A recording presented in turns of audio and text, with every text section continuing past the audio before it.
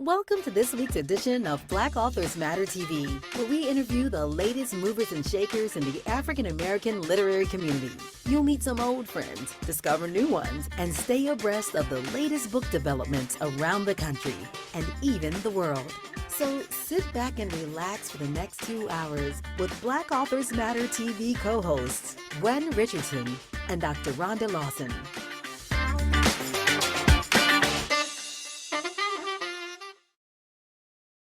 Well, hello, everybody. You reached Black Authors Matter TV, and I'm Gwen Richardson, your host for tonight, along with my co-host, Dr. Rhonda Lawson. Good evening, everyone.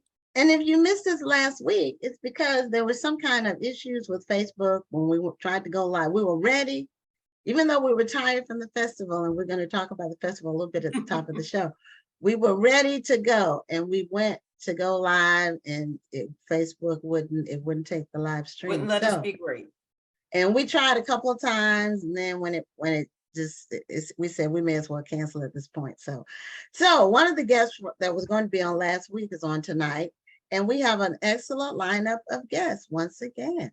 So we want to welcome you back to the show. For those of you who missed us last week, we have rarely missed over the last 2+ years. I think we've only had 2 shows with technical difficulties in 2 years. And so things happen sometimes with technology. And so we want to talk about our lineup, but first we have some announcements on the front end. First, we want to let you all know that if you didn't get a chance to attend this year's National Black Book Festival, it was awesome. We had an awesome crowd. The enthusiasm was infectious. The featured authors were off the chain, and we have over 300 photos that we're posting about the festival. We've already started, but we're still sorting through pictures and grouping them together. So every day you'll see some new photos on the National Black Book Festival's Facebook page. And I want to give a special thank you to our literary correspondent, Rhonda Lawson, who she did the interviewing, and she was, she always makes us look good, and she's great at that. So Rhonda, do you want to say anything before we start the show? Oh, sure. And I absolutely agree with you. The festival was awesome. You had some really great authors, not just the featured authors, but the authors who were there signing their books. Everybody seemed to get along well. They supported each other. We had fun with each other. And I connected with a lot of the authors who I'm looking forward to staying connected with. So I think this was a really good catalyst to some more great things to come. Well, when I was watching it, some of the playback of the interviews, you were interviewing Charismatic, and I said, how did she get him there? Then I found out he was one of the authors there at the table, and his name is Gregory Ray. Yes. I didn't figure that out till I was going through some of those photos. So I was like, wow, he was fun. Yeah, how did she get him? So anyway, we want to, for those of you authors, today is National Authors Day. And congratulations on being an author. It's also the start of NaNoWriMo, which is for writing 50,000 words during the month of November. I'm participating. I'm not going to get to 50,000. What I'm trying to do is finish my sequel by the end of the year. So this is going to give me a jump start. And so that's what I'm working towards. But thank you for being on the show. We have 2 books to give away, but we're going to do it after our first interview. And our guest is in the waiting room, so we're going to bring her on. Her name is Sheila Rowe. And she's an author, but she's also a trauma psychologist. And she has worked with trauma victims, not only in the United States, but she's also been abroad working with people who experience trauma. Now, somehow we lost her. She had just, if you saw her face, and then it went away. So that was quick because I looked away. I didn't know she was there. So she probably has to log back on using another device or something like that. So in the meantime, while we're waiting for her to log back in, what we can do, and I don't know how long it'll be, but we can go ahead. Oh, there she is again. So let's bring her back in. So let's see.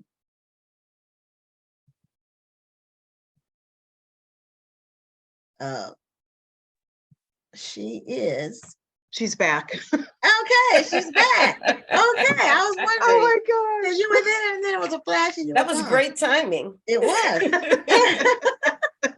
And you have Oh, gosh. your latest book is called Young, Gifted, and Black. But I was Yes, singing that yes, it song is. to myself. Oh, Sometimes that song by what's the artist's name? Nina Simone. Nina Simone. Yeah. It just wouldn't come to my mind. But if you don't know that song, and if you're like under 40 and you don't know that song, Right. it's a famous song from the 70s. Go look it up. I'm sure it's on YouTube. It's a beautiful song. It's a beautiful Yeah, song. it is. It is. So then you're also author of Healing Racial Trauma, and welcome to Black Authors Matter TV. Thank you. Thank you for having me. Okay. So tell us a little bit about your career as a trauma Yeah. psychologist and counselor.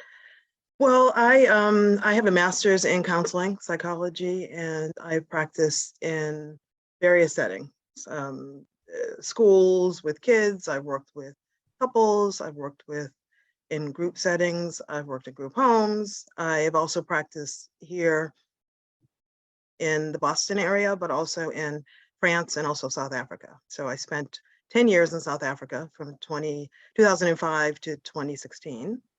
And so you lived there? Yeah. So all those we years. lived there. Yeah. Okay. So I was born and raised in Boston, and part of literally my work was a calling in doing therapy, and did that for over 30 years. And I'm not practicing as a therapist right now. I'm really focusing on the writing and presenting and that kind of thing. So that's kind of part of my journey and story.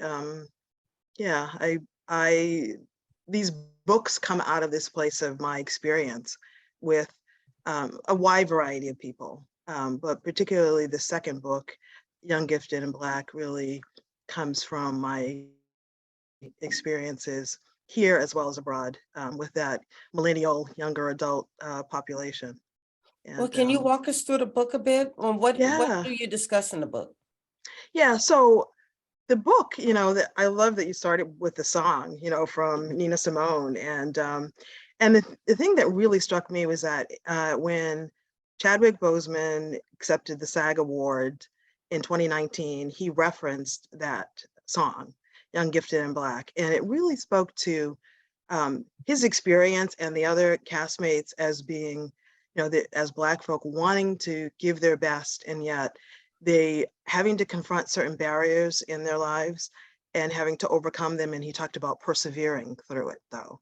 And just really a powerful, wonderful speech. If you get a chance, there's several. I've heard that speech. Yeah, it's quite lovely. And it's just amazing giving his journey and his story. But out of that, and just connecting to my first book, Healing Racial Trauma, it really felt like that first book was diverse. It was Black stories. There were BIPOC stories, so the Asian, Latinx, First Nation. There was a whole variety dealing with racial trauma. But out of that, from my own experience as a product of busing in Boston in the turbulent 70s, when it was just was craziness, and the experiences of millennials and younger young adults, Black young adults who I've been working with, and particularly this demographic that I felt like was kind of falling through the cracks. And these were the folks who, and it wasn't just academically, they were excelling. They were really grinding in a way, and it was sports, it was all sorts of areas. And there were ways in which they were caught up in a perfectionism in a way. There was a drivenness, and to a detriment, in that they really weren't able to really get in touch with some of the pain of their story. And so a lot of this book is about, I say that it's a love letter to them, saying that, that they are seen, that they are heard, and they are loved, even though they're not perfect. And so in many instances, these folk are dealing with all sorts of different, what I call lines or barriers. And I specifically outline each one of those in a chapter with a story. It's a combination of, some of it's research is in there, there's story, there's faith issues that many of them are grappling with. And out of those stories, like, we get a sense of, in getting to the place of healing really is about our ability to hold both of that, like the pain, the lament, and the celebration, both. Because often with that population, it's all about celebrating them. And then we see in the media where their lives are just crumbling. They have just been driven, not addressing the pain, and then things start to fall apart. And so it's an encouragement to, one, address what your story has been, get the help that you need, and just some practical things. There are reflection questions, and for those of faith, there's prayer prompts. There's things for people to begin that journey of integrating their whole story and of healing. So, do you find that there are different aspects of trauma, different outcomes of trauma? For example, is racial trauma different from other types of trauma? Yeah. Or Right. basically all traumas have characteristics and potential outcomes? You know what, I feel that with, and it's not just my own feeling, but research has really shown that having like these big traumatic events, so many people can say they've had some level of trauma in their lives. And the closest I would say is dealing with racial trauma is someone who has been in an abusive situation and it continues. And so what research has shown is that the little T traumas that, and in addition to big T traumas, have more damage than if it was just one event. And so when you think about what people are dealing with around microaggressions, we're dealing with gaslighting, we're dealing with blatant racial, racism, we're dealing with bias, we're dealing with systemic oppression in our neighborhoods, and we're seeing issues around where can we live, do we have clean water, are we, are our communities placed next to smokestacks where there's air pollution, there's a high rate of asthma. So there are all of these factors that can, if you like cumulative, they compounding, it's just one upon the other. And so in that way, I feel like racial trauma distinguishes itself from other forms of trauma in that way. And also because, when it comes down to it, it's about the color of our skin, and that's not something we're going to change. Well, people try, but Right. it's not something that we really can change. It's who we are.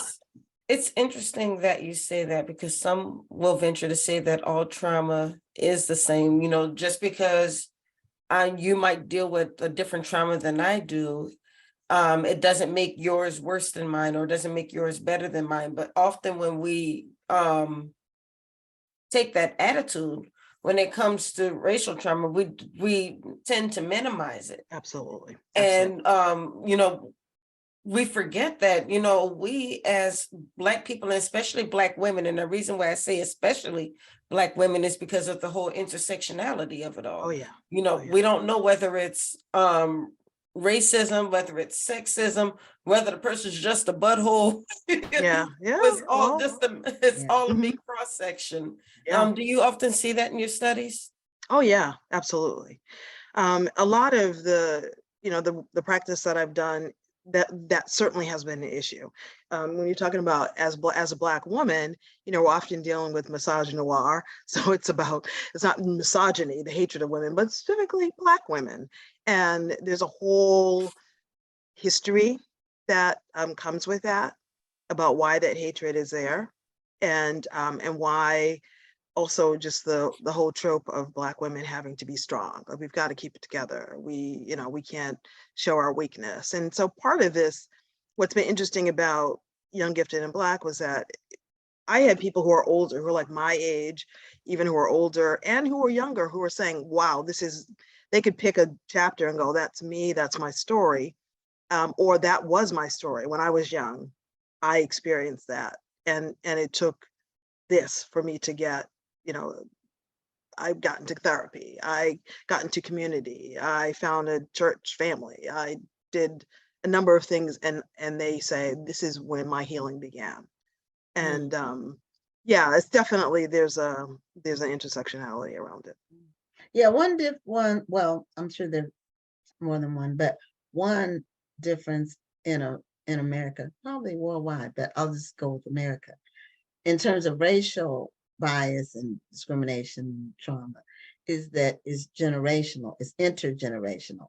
Yeah. So, you know, the trauma our parents went through and our grandparents went through, and you know, some of those stories, and you know, they've been passed down, and some of the coping mechanisms, you know, we've had to evolve some of those over time. And a lot of times those are kind of done individually in a way. You know, what your parents were willing to accept versus what we're willing to accept is different. And I'll just give you a personal example. When my parents lived, they're both deceased now, but my parents lived in a fairly expensive area, subdivision, and there were only a few Black people there. That's not the one I grew up in. It's the one they bought a home after we were all grown. The man next door to them, he was a racist white man. We had a fruit tree in our yard, and he would just come in our yard and pick the fruit off my parents' tree without asking. And one day my dad went outside, and he said, his name was Mr. Long, the man. He said, my wife likes these. Okay. And you know, my dad really, he didn't really say much. I was like, if it was me, I would have given him a what for, you know. But my parents grew up in a time where you really didn't confront white people, you know, like aggressively. So he just let it go. But that's just one example of each generation has different things they're dealing with, but they still have to deal with stuff. Yeah, you know what, I think that, you know, one of the things is, as you're saying that, I'm remembering, and I do address this a little bit in my book about my own father, in that he was certainly carrying racial trauma from his parents and youngest brother dying during a TB epidemic in Virginia because there weren't hospitals for Black folk. And he was left orphaned. And that knock-on effect in terms of how he then later left my mom with 9 kids to raise. And it really took a long time for me to really understand the impact of that on him. And there were other instances throughout his life where he had to deal with stuff. And to come to the place of really forgiving him and releasing him, because, you know, and recognizing that this man was carrying racial trauma, and there was a level of empathy that was released in just knowing that all that he had to endure, and just the realities of, you know, am I releasing him, I'm releasing myself to move forward, you know, with my own kids and my husband, and to really live life differently. And so that generational piece absolutely has to be dealt with. And as a person of faith, you know, forgiveness is central, and not like, oh, it's an excuse, like what they did was okay. That's not it. But it's one of, I am not going to be bound by something someone else did. Right. Like my life will not be ruined. Yeah, because it can, unforgiveness can eat away at. Oh yeah, absolutely. And it doesn't mean it can take you someplace you don't really want to go. You're going to be a victim, or you're going to be a pushover or a doormat for anybody. Yeah, that's not what it means. And you know, and it's a process. Forgiveness is a process. Absolutely. And that's for any situation. You know, if you have to forgive a good friend that wronged you, or just people you don't even know that have wronged you. So and I'd be curious. I'm sorry, were you about to ask something? No. Oh, okay. Okay, I'm sorry. No, I was No. just going to ask, because I know that you have counseled people on trauma and racial trauma in both the United States and in Africa. Yeah. And I was just wondering, are the experiences similar, or have you seen some differences because of due to maybe culture? You know what? It's wild because South Africa in so many ways mirrors the US. If you think about apartheid, which is the segregation of Black folks in South Africa, ended in 1994. Right. Mhm. Okay. So it's wild when my first trip there was in 2000.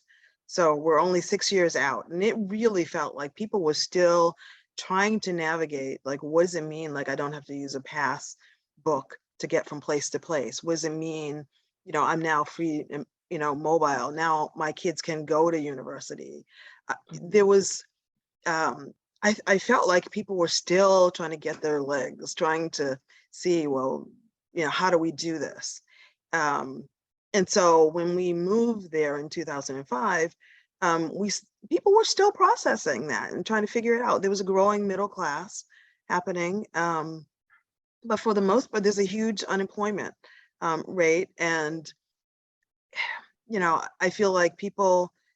There was an attempt when they did the Truth and Reconciliation Commission to reconcile, and it's often used as this model that's propped up. And in some ways it did do that, but in other ways it didn't. And that for some people, it was like their kid went out one day and just never returned. And so then you're here in this room and you're faced with the person who tells you what happened to your kid.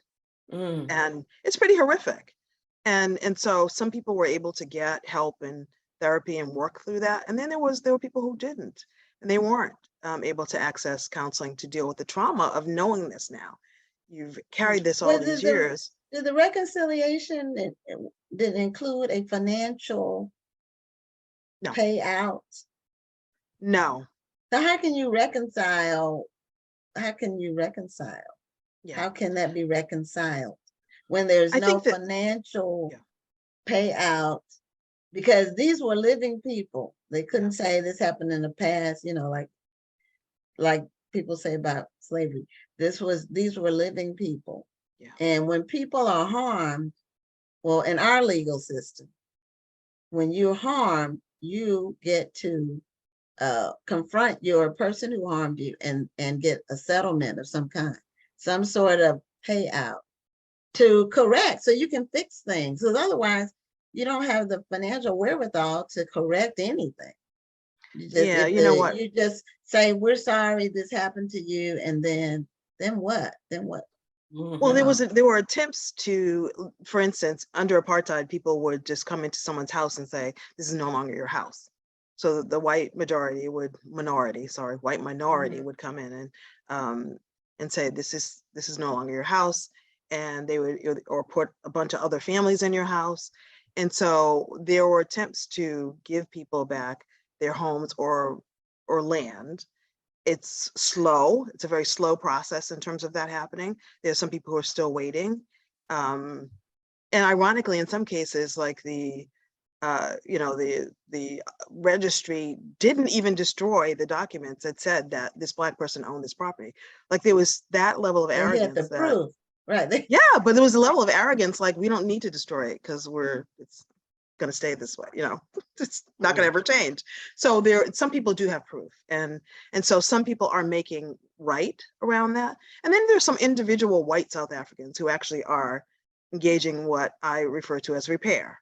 And so they are recognizing that people have been harmed, and whether it was directly them or their collective people, they're saying, I want to make a difference. So I'm handing over this farm to the workers. I'm handing over this business and I'm not just going to hand it over to them. I'm going to help them to get it up and running, and so that it's successful, and then they can go and run with it. And so those are promising, instances. I think we in the US have a long way to go in terms of the whole repair piece, because I think that people get stuck just about slavery.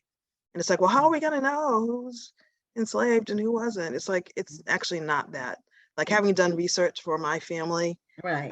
it's actually Yeah. not that difficult. Yeah, we can, on my mother's side, we can trace back to the last slave, and because of the system, that's why we can't trace any further back, which, Right. Shows we can't go to the Mayflower or whatever. They probably had some Black people on the Mayflower, but they were probably, I don't know that for a fact. I'm just saying there might have been Black people on the Mayflower that were serving or whatever. I don't know for sure, but our lineage, um, our ability to trace our lineage was broken, and that in and of itself is a trauma. Yeah. Oh yeah, absolutely. For And sure. the other piece too is that, and that it wasn't just the slavery part. There was, Reconstruction, there was Black Wall Street, there was redlining, all those things I listed before. So, it's not one thing. It isn't just about enslavement of our ancestors. It's more than that. And, I'm a firm believer that real reconciliation happens when there's repair. Right. You Of some can't have sort. reconciliation without You repair. got to Just- restore. You can't You've just got say, to I'm restore. sorry. Absolutely. It's not, you're not because the victim is not reconciled to anything. It's just like the person, and it's really, how can you, and I'll give you an example. This isn't slavery. I don't know how people feel about this. I know for me, it was like an insult, but they just erected a statue of Emmett Till in Mississippi. And he's standing like going like this. And I'm like, how can I get excited about a statue of a murdered child whose killers were never brought to justice? And what is the statue saying? Is it saying, welcome to my world? It's like, I don't understand why they even did it, but I don't get it. Yeah, but, you know what? I think that for some, that is just because we've been fed a narrative of history that where there's been missing chunks of truth. That the monuments such as that, and I think about the National Memorial in why am I blocking the name? But with that's dealing with the lynching.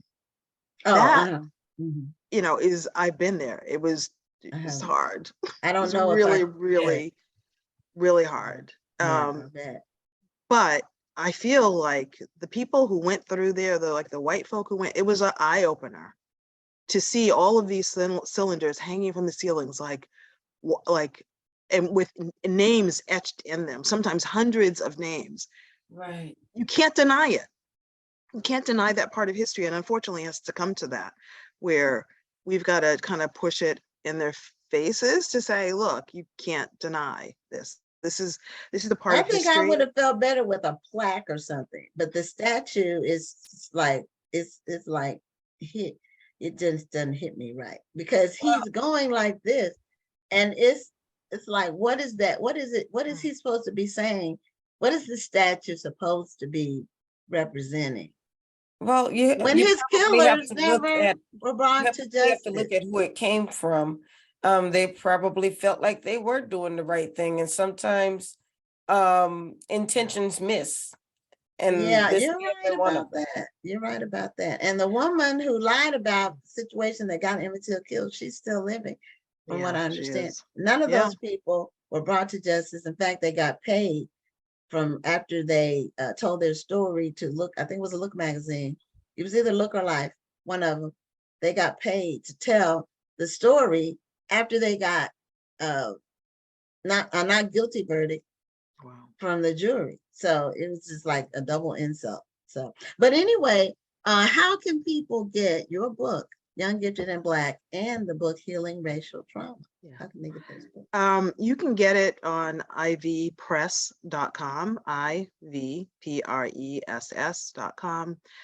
Also, it's on Amazon. It's at your favorite Black bookstore. You can ask for it, and they will place an order for it. And I think, I think just given everything, including your mentioning, Gwen, about the statues and how much stuff gets kicked up in us. I know as a mom, that's a hard thing to see. Yes. And so my hope would be in the reading of these books that there will be the beginning of this process of healing that pain that bubbles up and that fear that comes up, and that there's healing to be Well, found. you're definitely tackling a challenging topic, but one Absolutely. that's necessary to, Yeah. to tackle. And so thank you so much for being a guest on the you. show. Yeah, and we did And put your website in the chat. So Wonderful. if people want to look for your book, or if they want to connect with you, they can go right to the chat and find Great. your website on ivpress.com/young gifted and black. Absolutely. Thank you so much for having me. This is But great. thank you for being Okay. here. Thank Great Thank you. conversation. Great. Thank Take you. care. Bye-bye. God bless. Okay. So when we started the show today, we said we had 2 books to give away, and we do. So we're going to do those quickly before we bring on our second guest. And the first book is called A Sweet Low Country Proposal.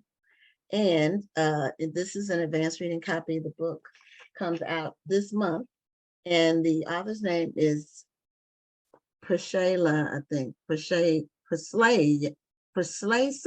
That's an odd name. Williams. It's a tongue twister. We're talking about that later. Name. Yeah. And here's the question. The author, that's the name, so you can look it up. She's a graduate of which Ivy League institution? So she's a graduate of Ivy League institution. So that's the first book. And the second book, some of you all may know the long career of Charlayne Hunter Galt. She's been a journalist for many years. And her book is called My People, 5 Decades of Writing About Black Lives. This book came out in October, so it's available now. And it's a hardcover book. This is the advanced reading copy. So Charlayne Hunter Galt began her career at Which magazine? So if you can see her name, because her first name is spelled a little odd. So whoever answers those 2 questions wins the books, and we mail them out this week. So our second guest is Shenitha Burton, and she is the CEO of She Publishing LLC. It's it's S.H.E. Publishing LLC.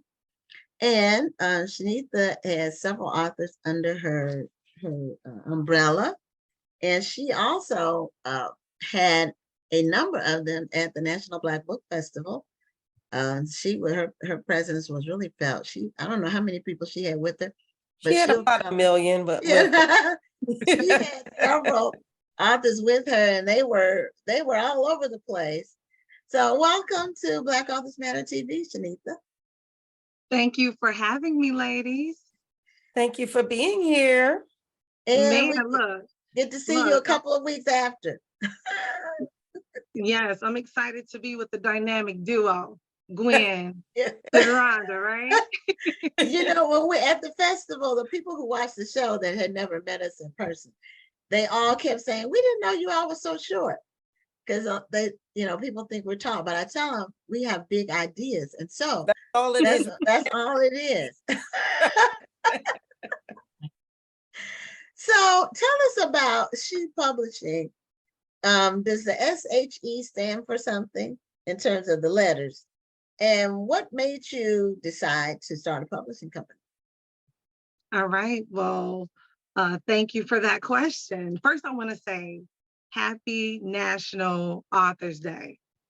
Okay. I've been trying to get that out on my social media, but to all the authors out there, Yeah. Happy National Authors Day. This is our day, y'all. Yes. Right. And it's still going on. Yes. So does the SHE stand for anything? I get that question all the time. So it started with, my name is Shenitha, my first name, SHE. Okay. And that's where she came from. And so because everyone would ask, what does it mean? I had to come up with something. So it means several things on different years. But today, right, this year, it means stability, humility, and extraordinary. And it's a representation of all of the authors who are a part of our community of authors. Now, the publishing company, how did that come about? Well, it started with the pandemic. So She Publishing was founded amid the pandemic. And I think for me, I really wanted to write a story to my daughters, just explaining to them me and their dad's relationship, how we came together, the traditions we built as a team, as a family, just the values of family and how it's so important. And so in writing that story, I'm like, okay, so who's going to publish the book? All right, I woke up the next morning, started the company, called my mother and said, I don't know what I just did, but we about to be on the job training with this publishing company. And she said, let's do it. Okay. Well, I'm a great believer in let's do it, because I don't, once an idea hits, I believe in making a move and not looking back and not being fearful. You just have to do your research. You have to have good people around you and supporting you. But That's the key, is having good people around you. So I guess that's where my question comes in is, it's one thing to tell everybody you have this big idea, you have this big dream, but how were you able to get people to buy into this, even if it wasn't financially, for their time, their support, their energy? Because I know as well as you do that there are a lot of entrepreneurs out there who are struggling just finding people to just support. Yes. So I definitely have to give the glory to God when it comes to this, because how this has happened, how the company has grown in the 2 years that we've grown, I can't even tell you how it's done. The word of mouth has come from the authors of this company. And I think it starts with how you treat people. There's this saying that says, people don't remember something, but they remember how you make them feel. Right. And so I am a servant of the authors who are a part of this community. So my best friend, her name is Sharika Leonard. She is the first person who gave me the opportunity to publish her book. And from there, it has been word of mouth from that point.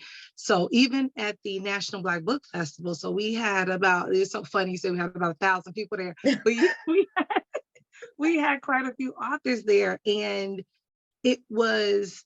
I didn't even have an opportunity to promote the company. They basically gave their testimony to how we have served them. And I think when people hear the testimonials of them, they want to know what's the talk. They want to know, really, this is what's going on over there. I want to see what's happening. And so we want to give them that she experience. So really, the authors have come with minimal promotion. But coming to the National Black Book Festival, that was just an amazing experience for all of us. And I'm so honored that we had the opportunity to be there with you guys. Just, y'all are doing an amazing job. Thank you. Well, we were, what I noticed about all the people with She Publishing, they were all so positive and bubbly. And that's what I was going to say as well. Everybody was there being supportive. Everybody had a smile on their face. Yeah. You could tell they all came there to have a good time. They wanted to promote as well, but they came in a great state of mind. And that's something that I tell people all the time. When you're going to go to a literary event, it's not just about selling books. It's about making connections. And the people who you brought had an energy that made people want to connect with them. That's true. Yeah. And one thing I tell people when you go to an event, if you look at it only for what happens at the event, in terms of that you sell 15 books or 25 books or any books, if you look at it like that, that's what it will be for you. But if you look at it as building relationships, it can make something take off for you that can last you 5 or 10 years. The connections that you make in one place, in a weekend at the festival, you can't meet all those people. You just can't. And a lot of people I got to meet, I've been connected with them on social media for years, but never met them face to face. And so it is a labor of love. And, authors are special people because it takes an ego to write a book. And so an author's ego is above average. So you have to be able to work with that. It's not always easy. So Gwen, I wanna go Okay. back to the comment that you made because it is so important. Being a part of that event, you have to be able to appreciate all those people that were there. It has nothing to do with the books that you sell. And that's why the authors that come on board, it's not about the money. It's not all about the book sales. It's about the message, and it's about connecting with people, and it's about collaborating. Right. So I was actually listening to something that came on social media, and it was two ladies, and one of the ladies asked the other lady the question like, hey, what are you going to do for the year 2020? And she said, oh, I'm going to collaborate, because collaboration is the thing that's going on right now. And so being able to make connections and collaborate could be the better thing than selling 5 books, 10 books, or 20 books. Mhm. So being in that atmosphere, okay, taking advantage of those classes that were there being Free. presented, Free. right? Free classes being presented. By the way, one of our authors, Bettina Power, I got to give a shout out. She presented a class, The Books of Business. Being in those classes, surrounded by those people, meeting celebrities. Come on. Yeah. What? Come on, y'all. I didn't have to sell a book to know that it was a good place to be. Exactly. So, Yeah. and I sold books and I wasn't even trying to sell books. It took me half a day to even get my book set up because I was so busy. And then I just said, this year I didn't get a chance to sell them. As far as pitching them, I just had them on display, and people would come down the line and they would have one of my books, to buy. So I didn't even get a chance to promote my books, but I want people to see them, because then they can buy them online or they can buy them from me later. And so, and I want people to know about the body of work that I have done. When I did my first book at the end of 2007, I had no plans to write any other books. I was just that first book. I thought that was going to be it.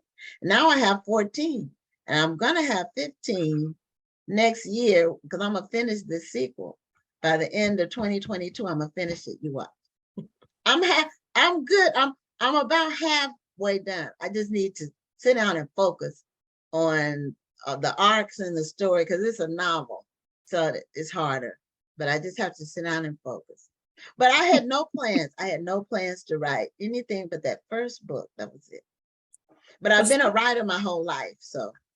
Well, speaking of body of work, what do you have coming up, Miss She Publishing? Miss She? Yeah, I see all those covers behind you. Are these all books you published already? Yeah. Yes. Wow. Absolutely. That was fast. In 2 years, you've done this much. Wow. That's amazing. It's a blessing. It's a blessing. Now, Rhonda, you know I love that question you just asked, because I'm gonna let y'all know. We are having our second annual She Conference and Networking Convention. It is in Orland Park, Illinois, at the Elements by the Odyssey.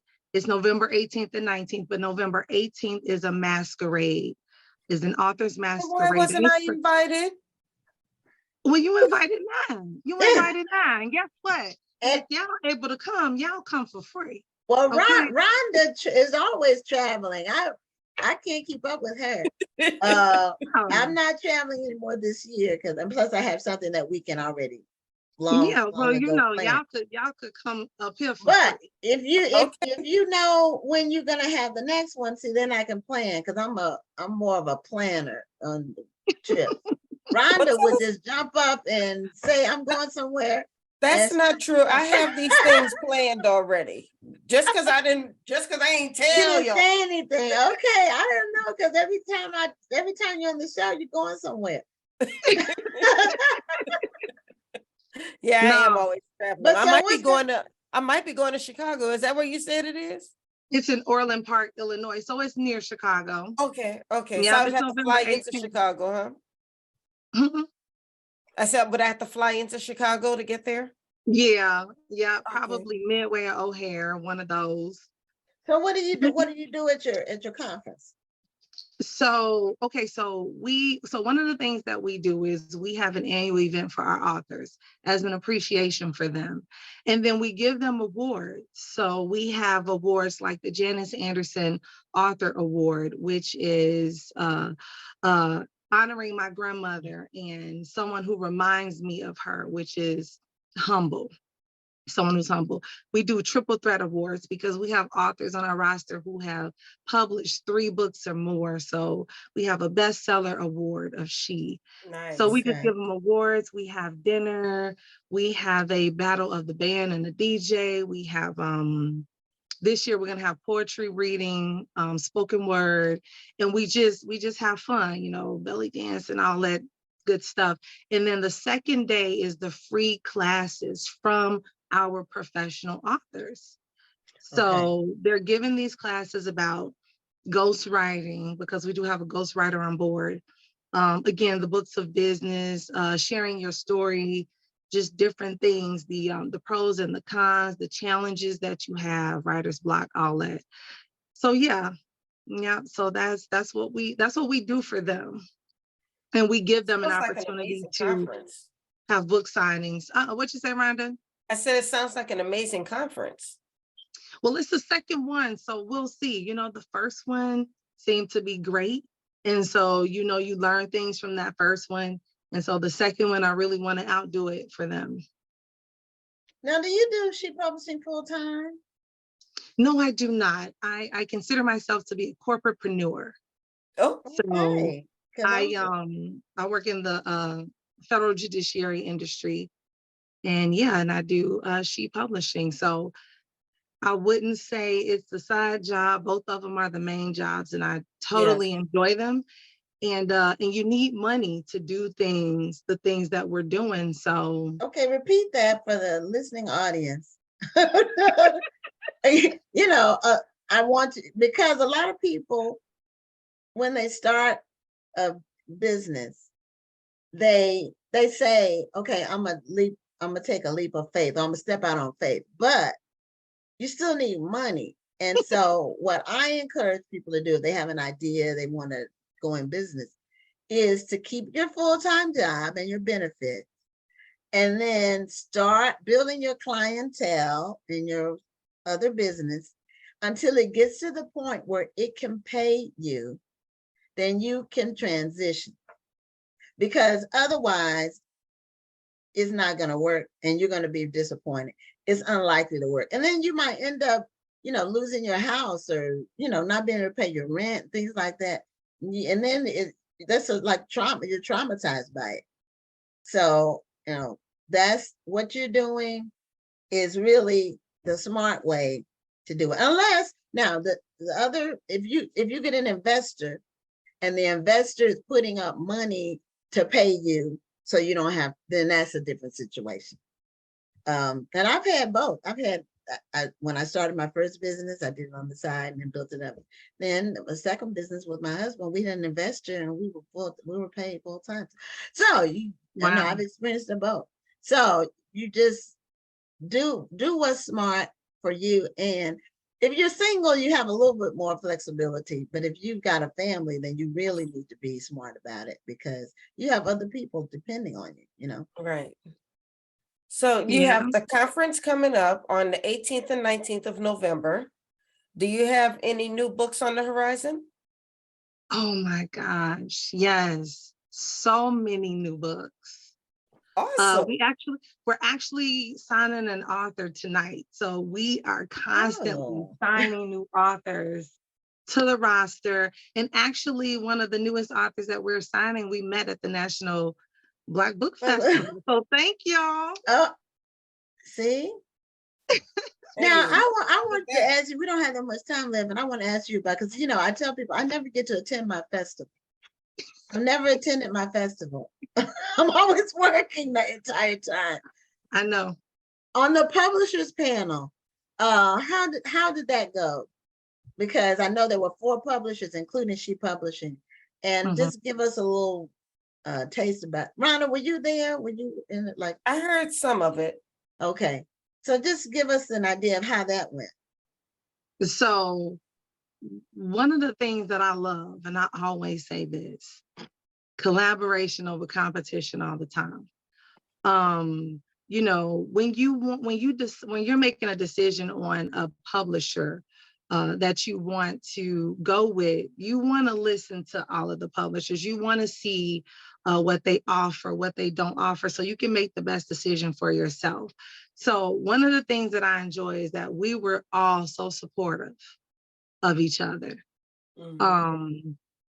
The audience asked that we answered several questions collaboratively. We shared how we do things differently. And again, we also supported each other. So if somebody wanted this particular thing, we like, okay, well, this probably would be the best publisher for you. And if you want someone who's going to help you hands-on, well, maybe this is the publisher for you. So we were all supportive, and there are millions of people in this world, okay? So it's enough for all of us to share and to go around. Another thing, it did get kind of sentimental. It was some tears shed. We were hugging, like I'm gonna tell you, it was a really good time. So you missed that. It was like a kumbaya session, I'm gonna tell you, but in a really great way. So I really enjoy being a part of that panel, and I really hope to be a part of it next year. Okay. Well, did you have any more questions for her, Rhonda? Oh, I keep a question, Okay. Well, you said you just signed an author at the conference. Well, I guess you met the author at the conference. You're signing that Yeah. author tonight. Are you Yes. still looking for authors, or is the slate closed until the new year? Oh no, people have stories to share, to tell. So yeah, just so for anybody who's interested in just finding out about She Publishing LLC, our website is www.shepublishingllc.com, or you can give us a call at 219-515-8032. But yeah, we are open for business. Okay, we review manuscripts. There are certain manuscripts that we can't touch, but it's just communicating and connecting with us. And do you what have a types of books? specialty? Oh, okay. No, She asked the same question. no, it's all genres. So we have Okay. murder mystery to children's to love to all that other good stuff. Okay. Because I was thinking maybe you did more memoir driven books, but what? I would say yes to that. The memoirs and the novels, we have a lot of those, and we're starting to pick up on other genres. So okay. Yeah, just from what yeah. I've heard from what I'm looking at and what I've seen of the books that you've done. So do you have a count, book count, and how many books has She Publishing published so far? Well, I would say maybe over 40. That's a That's lot. wonderful. That's In a 2 lot years. in 2 years. That's That's amazing. and so and I want to let y'all know we do have a books and business newsletter mag. And Rhonda has some really great editing classes, and we're going to be promoting her editing classes. I think that is one of the most important things that authors, they're not investing in that, and they don't realize how important it is. So y'all gonna have to connect with Rhonda. Check out the Books and Business Newsletter mag, and you'll get that information in there as well. And I appreciate you. I appreciate that. Thank you. Yeah, we mention that often, that an unedited book is it's like bruised fruit in the grocery store. I mean, it's and if you're putting something out there, you should want to put your best foot forward. I don't understand people who don't. I think accept that it. what people don't understand about editing, though, is that it's not just about looking for misspelled words or grammatical mistakes. It's also about making sure that the timeline makes sense, that your events are happening in a way that makes sense, because sometimes people will say something, you're like, wait a minute, where did so-and-so come from? Or wait a minute, they were wearing a red shirt in the last chapter, now they're wearing a blue shirt. And people, believe it or not, notice that. Mhm, it's It's true. when the movie Waiting to Exhale first came out, everybody noticed that in the movie, I believe Savannah was wearing a blue dress, but everybody started shouting at the screen, wait a minute, in the book she was wearing a black dress. People Yeah. people notice these things. So don't think that if just because you might not think it's a big deal, that the reader's not going to think it's a big deal. Right. And I'm glad as a publisher that you're mentioning that. But Rhonda, the proofreading and that part is necessary. Some people don't do that. A lot of people if you can open somebody's book to a random page and see 5 mistakes, then okay, why? Just why? And that happens. I mean, and it happens more, and there might be a good story in there, but it needs to be edited. You can't just put the raw sentences that you're like your thoughts that you have, Right. and Well, I just would tell have you it like it's that. difficult. You have to look You it over. I uploaded a book to Amazon KDP last night, and there was a spacing issue. Every time I loaded up the KDP and looked at the proof, there was this weird spacing issue. But then when I looked at the manuscript, the spacing issue wasn't there. And I went back to the proof and it was there. I went back to I'm like, where is this coming from? So even when you upload to KDP, you've still got to make sure that you look over your manuscript, because there's always something weird that can happen when it comes to technology. Yeah, that's true. And that's why it's good to have a printed proof of your work before you Yes. release it, Mhm. because the PDF is fine, the ebook is fine, but you need to see the printed proof, because that sometimes there's formatting things, there's things in there that won't look right, and you definitely need your printed product to look good. Mhm. I mean, Right. you need it to be on it. It's not going to, and I've seen formatting things and stuff by major publishers, but they're minor, Yeah. Well, and Shenitha, normally it's on the advanced reading copy, not on the final. well, Shenitha, I know we're running out of time, but we're Yeah. talking about this. But what are some things, as we're talking about this subject, what are some things that you would see in a submitted manuscript that was tell you that you may say, no, we can't take this? Because we don't want to scare people to think that if they have one typo in the manuscript, it's going to get kicked back. So we don't want to scare people into that, but at the same time, they should be putting their best feet forward.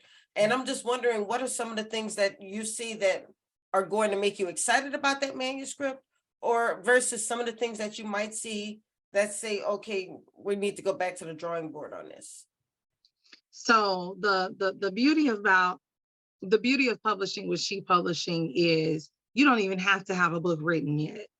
We have people on our team that will help you to develop your story. We have, again, book developers, ghostwriters, all of that. You could really just come with an idea.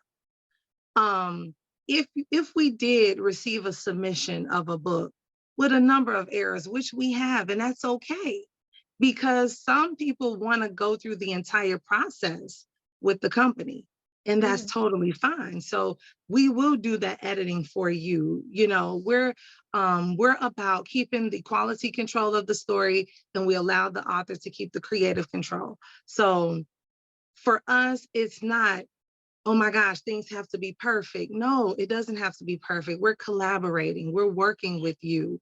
We are going to make sure this book is enhanced. And so if you send us a manuscript that definitely needs copy editing, line edit, that developmental, that proofreading, we're going to recommend those things. And if you say, no, my book has been edited already, we're going to say, well, unfortunately, we can't publish because this is several errors here. You don't have the quotes where the people are speaking in the appropriate places and things like that. So, but again, it's a collaborative effort. And when I write books, I'm not perfect. I gotta send them books through editing. Yeah, and I do too. And I'm very, very anal about it.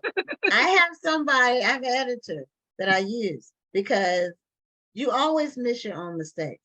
And when I was referring to the unedited, I was talking about books that people have already put out there, published, not presenting to a publisher and going through that process. That's different. Well, we are 1 minute over our time, Shenitha. Okay. So let's remind people one more time the website so they can connect with you.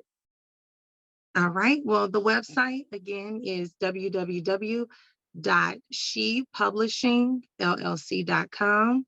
Phone number 219-515-8053.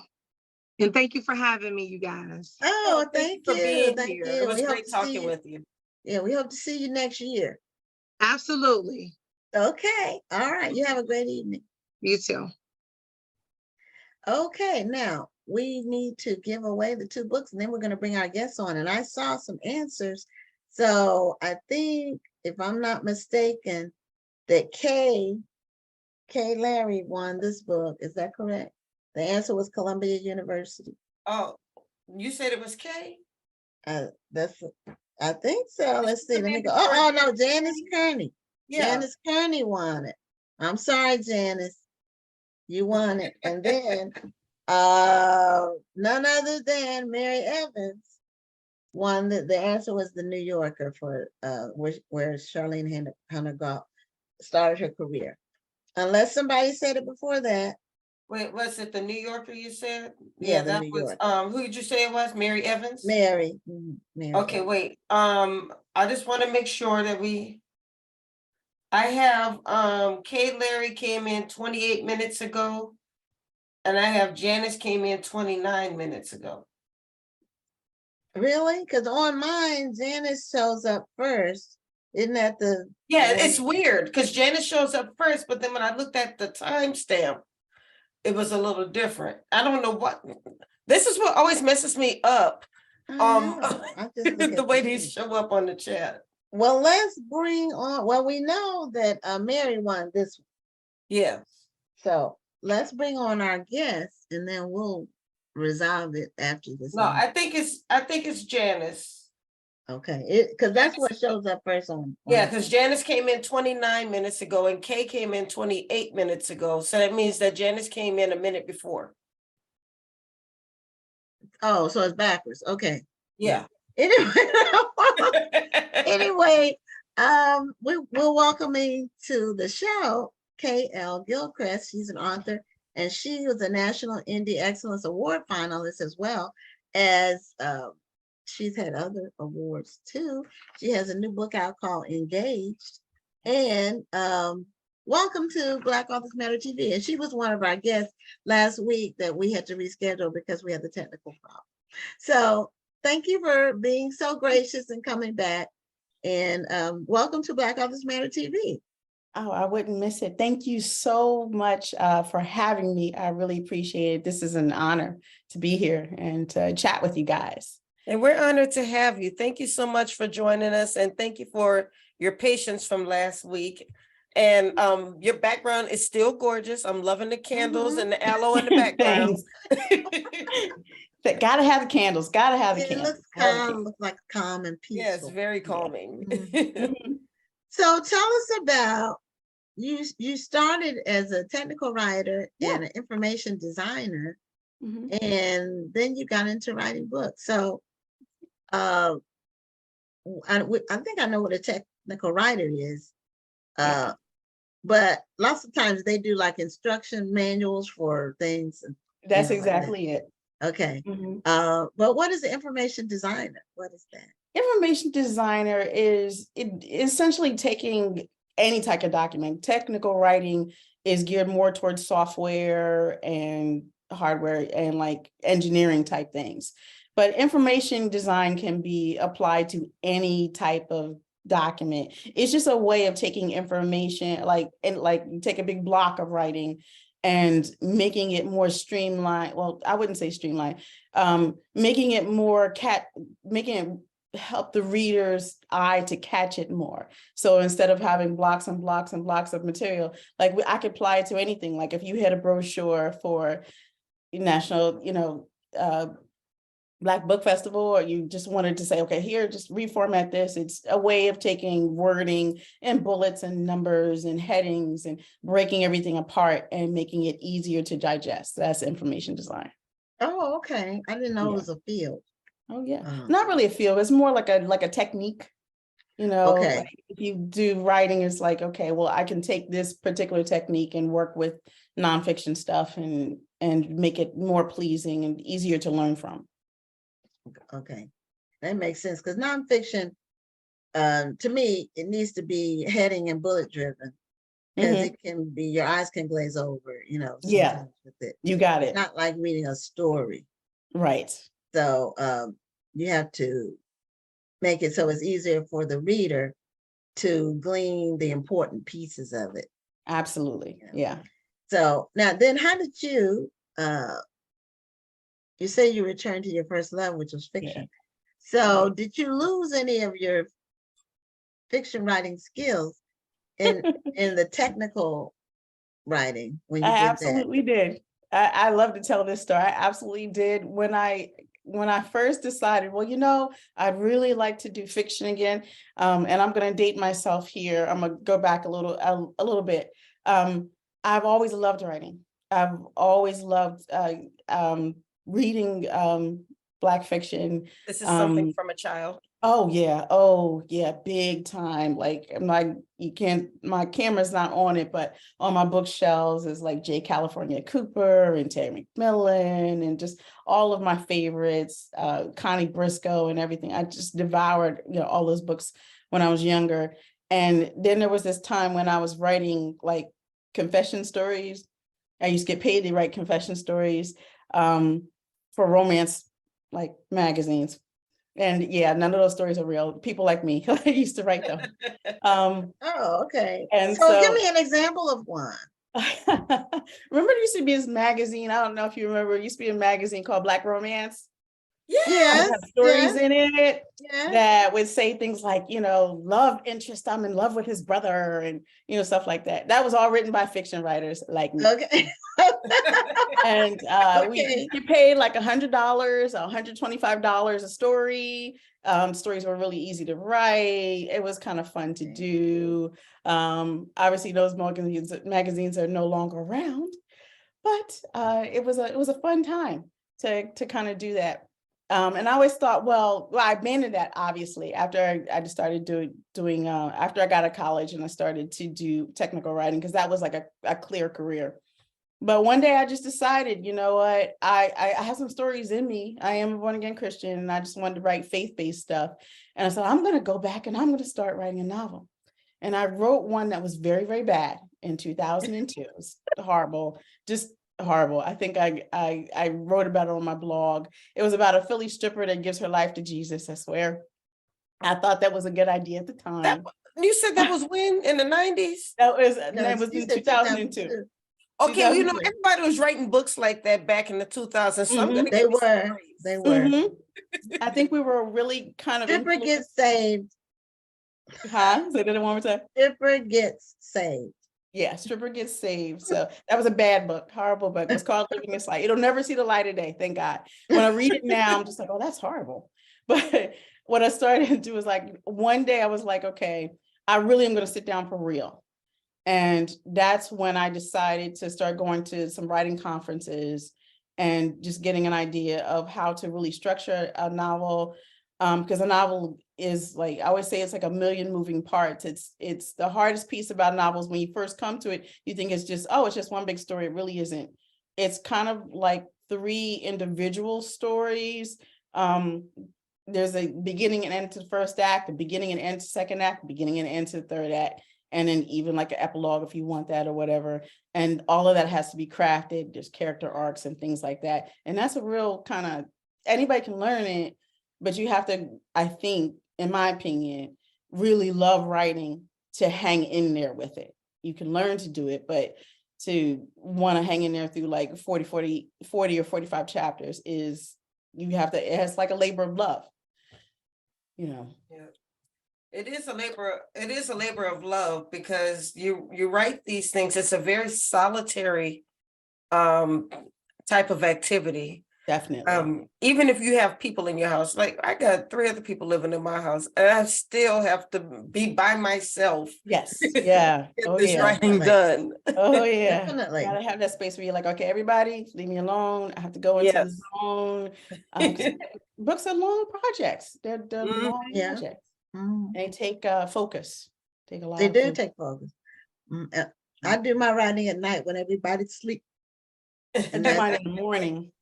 okay. I- Yeah, I I'm get not up, an grab early coffee. bird, so I'm a night person. So, 11 to 1 or 2 in the morning, Right. that's my sweet spot. Yeah. So, Gotta get it in there. yeah.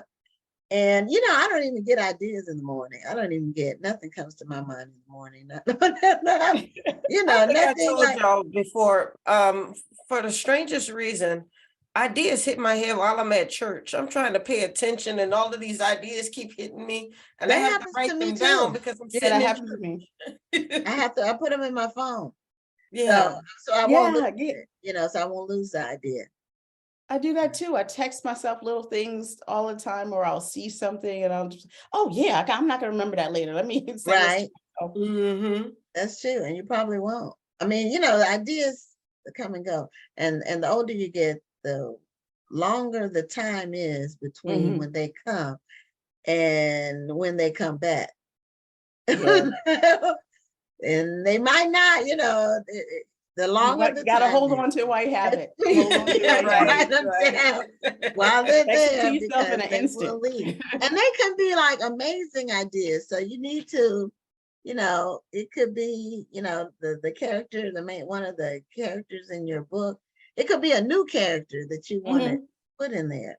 And somebody in church reminds you or makes you think of that. And then, go situation. It happens Yeah. because the church is full of real people. So, why Well, would I've got to say that I was looking at your note of author encouragement that you sent us. I don't know if you remember exactly what you wrote, but they were very beautiful words. I can't remember exactly, so you're gonna have to help me out just a Okay, well, little. I will read them and then I'll let you elaborate. All right. Okay. Okay, you said, for those who are just starting this authoring journey, please know that every type of publishing has challenges, but there are also benefits. If you finished writing a book, but you aren't sure what to do with it, get critiques and quality editing, make your changes, and keep pressing forward. You might find your way into a book deal, or you might experience success going the independent route. But there is a place for your book and a set of readers who want to experience your words. Oh yeah. That is Now so that is really beautifully said. A Thanks. set of readers who want to experience your words. Yeah. That's beautifully said. And I have met so many authors on this show Mhm. whose books I've bought and read that I would never know about if they had Mhm. been on this show. And then I'm able to share it with other people and, hopefully increase their book sales. But I have just, there are some amazing writers out Oh here yeah. doing some Mhm. incredible work. And I marvel at some of their character development. It makes me want to say, I need to really, my game needs to be on it, because it's some stuff out here that's written that's just amazing. Yeah, it'll blow you away. Mhm. Absolutely. Every author has an audience. Every single one. So I love to encourage other authors and say, I am that person who, if you tell me that you have a book in you, I'm ready to call you the next day and say, okay, when you can get started, let's go. Because if you have a story inside, you just never know. There's always somebody who's out there who's like, that was the story for me right there. All levels. I mean, some people are those really literary writers, and it's heavily, Right. Yeah. you know what I'm talking Yeah. about, right? Mhm. Heavily literary. And then some people they're more commercial, more, you read those books on vacation, you just devour them. There's the romances, the mysteries, the suspense stuff. You have the street literature. Now, some people say, "Oh, that's horrible." No, street literature It's street lit. has, Yeah, street lit has a yes, specific audience. It has an yes, audience. Yeah, and yes, sometimes it has is audience. hard to read it when you're not used to reading that type of fiction. It Mhm. can be a little hard, and you're like, "Hey, this isn't right." But there are people who want those types of stories. Oh yeah, Yeah. oh yeah. They know, those authors know who they're They're writing they're to, all In right. the They early know them. 2000s, it was popping back then. It was. That's when it took off. That's when, and I met all of the, because that was when we had the bookstore. 2000. We opened it in 2000, and all of the people who were just launching their careers in Mhm. the Black authors. Mhm. I met all of them. Wow. Well, most of them I met in person. Some I just talked to, but between 2000 and 2005, a lot of that, like, people like Rashonda Tate Billingsley and Victoria Fisher Mhm. Murray, Carl Weber, Carl Weber. Quan was Mhm. getting going. Zane, that was when she took off. Oh yeah. And what a lot of Audience people for don't know everyone. about Zane, I don't know if she's still writing, but one thing Zane did that I really admire her for is that she did what Tyler Perry did, in that when she first started writing her books and she self-published, they Mhm. were only available in Black bookstores. And that's what Tyler Perry did when he first Mhm. had his independent, well, it was on Plays, the plays. VHS at first. Yeah. They were only available in Black stores. And Mhm. so that money really circulated and really built up a lot of businesses. Once he went in Walmart, it like died like immediately. It was an immediate death. But it Mhm. lasted for a good 5 years. And that takes a lot of forward thinking, and it takes a commitment to a principle Right. to do that.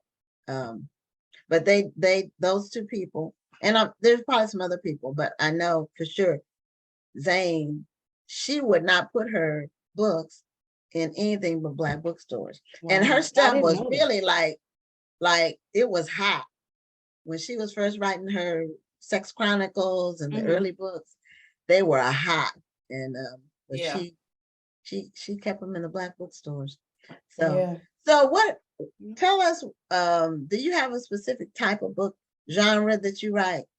Yes. Because I've seen you do romances, but Mhm. you do certain kinds of romances. Because not Yes. all romances are alike. No, I do faith-based work. So Okay. everything that I have is, and when I say faith, I mean Christian. So, but I always want to say that my stuff is faith-based stories versus saying it's Christian fiction, because Mhm. sometimes when I say it's Christian fiction, some people I've learned have think, oh, this is about people getting saved. And I'm like, no, this is more so, these are church-going people. My content is very, very clean. And it's always clean. Some stuff, I would definitely say it's not like something like, I'm trying to think of a good example. It's not something like The Shack or something, where there's where there's stories where people are going through really heavy life experiences, like a child's death or something like that, and it brings about like a spiritual awakening. Nothing like that. These are more relationship based and individual friendship, fellowship based stories. But it's all clean and mostly Christian characters. But of course, we don't live in an all Christian world. So there's always characters who aren't saved. But from the beginning story to the end of the story, my main characters always are those believing people who they go to church, they tithe, they may get into little situations because this is a story, it has to have ups and downs. So they're not perfect, but I like to say that my audience is mainly people who do go to churches, people who go to Bible study. They want fiction too, and so that's where my audience is. Do you find that when it comes to writing faith-based fiction, I noticed you said that there is a difference, so to speak, between faith-based fiction and Christian fiction. Yeah. But often people see them as one and the same, and they feel that, and I know Victoria Christopher Murray received a lot of criticism for it because just as you said, every character in the story is not going to be a Christian. Every character in the story is not going to speak the same way. Yeah. So how do you draw that line between writing a faith-based story, but still trying to make your character sound realistic? The best thing that I can do is listen to the world, listen to what really goes on and say, you know what, I'm not going to shy away from having a character in a certain situation. Now, if they are the character that is saved, they may react to that situation differently than someone who has no faith at all. And really, that's the only difference. It's like people who really love the Lord have a way of looking, have a biblically kind of based biblical worldview. That's the word I wanted to say. And so they may get into situations that are tough or sticky or have temptations or sin, but the way they consider that is different. And the way that they want to manage their lives out of that situation is different. I'll give you an example with Engaged. I wanted to write a book about young people who got engaged. But I didn't want the characters to be kind of like, I don't know. I didn't want them to be kind of cookie cutter and perfect and everything, so that my main female character has she suffers from panic attacks from being beaten when she was younger, and have a guy who may or may not have to face later on in life going blind, and both of them have to love each other, but they're gonna have to figure out how to make life work. They both have a biblical worldview, but neither one of them were the type of people where they didn't live life before they gave their lives to the Lord. So there's things from their past that go into me. And I like to make things fun too. So instead of having like an engagement and the first scene starts off with, getting the ring and everything, but I was like, I want to have some fun. So no, we're not going to do the whole cry and everything's wonderful. She's going to run from a drone. So let's have her running from a drone. Let's have some funny stuff go on, because I think that my church people who read stuff deserve to laugh too. Everything doesn't have to be that serious all the time. Yeah, and people try to put Christians into a box. They're not supposed to like sports. They're not supposed to. They're not supposed to go out. They're not supposed to do this. They're not supposed to do that. Man, we believe basically we're not supposed to have a life. Like we're just supposed to sit around and pray and quote scriptures, and that's not normal, and that's not what people do. I've never met anybody, and I know a whole lot of church going Christian people. I've never met anybody that just sat around and quoted scriptures. I have read some books where the character, a character seemed like that's what they were doing, and it's not really realistic. It's kind of boring. If they always have their comeback is always quoting some scripture. Yeah. You won't find that in my book. You'll find scripture, but not like that. Not like I said, I'm a PK, so I a lot of church people, but I didn't. And it's some real hell raisers in church. It's some people in church. They may say they're Christian, and they may think they are, but they have the devil running on their tail. And the devil is winning some of the time. So it's some of the people will say some of the worst hurt you can have is church hurt. That is very true. That's Someone very true. hurt you at church, and it's just so unexpected. Yeah. But we And only have a few minutes left. I don't know if we had a chance to talk about your book. Okay. Well, she talked about engaged. Yeah. That was the one that she talked about. Okay, I remember us mentioning it. I wasn't sure if we actually talked about the premise of the book. Yeah, it's engaged, people who are engaged. Mhm. But you tell it, because I was listening to it. So, yeah, and how many books have you written so far? How many published books do you have? I have 5 books now. I was like, I never thought I Wow. would make it It this far. goes 5 fast though, books doesn't now. it? That's great. Yeah. Well, congratulations. Now, do you Thank you. self-publish them all? I self-published them all. Yeah, Okay. but I'm praying for it, and hopefully my next one will be traditional, just because I kind of want to experience both worlds if I can. I know what it's like to be indie. And there's a lot of flexibility in being indie. And I kind of love that I own everything that I have, so I'm really flexible with whatever I can do. Like I can put together compilations and do all kinds of fun stuff because I have all my. on your right. About what your goals are. Mhm. And I mean, because I don't think there's anything bad about either traditional or indie. It's just all about what your goals are, what you have time for, and so forth, and going from there. Yeah. And I some wanna people go just try it. prefer the support of a traditional publisher. Yes. And it is, Traditional publishers don't always give that much support, though. It just depends. well, Yeah, it they do have depends. distribution. That's the main thing they have is distribution. But and some people feel like it's more prestigious. Yeah. And I'll like definitely Rhonda say said, it's nothing wrong either. It's just there's about nothing what wrong your either goals way. are. Yeah. They both have Pros good and pros cons. and cons.